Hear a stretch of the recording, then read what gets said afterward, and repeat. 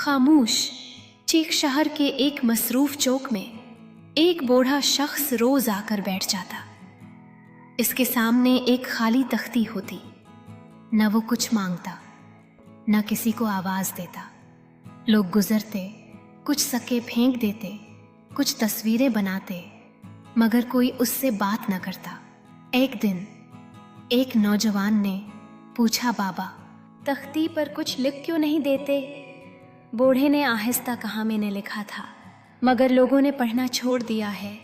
अगले दिन बूढ़े ने तख्ती पर एक जुमला लिखा, मुझे पैसों की नहीं, इंसान की ज़रूरत है। कुछ लोग रखे, कुछ ने मना मोड़ लिया और कुछ हंस कर आगे बढ़ गए। मगर एक औरत बैठी, उसने बूढ़े का हाथ थाम कर कहा, मैं सुन सकती हूँ।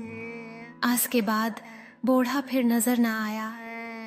चंद दिन बाद अखबार में खबर थी कि एक बेसहारा शख्स तन्हाई में जान हार गया। नौजवान ने खाली तख्ती को देखा और समझ गया कि असल गुर्बत पैसे की नहीं, एहसास की होती है।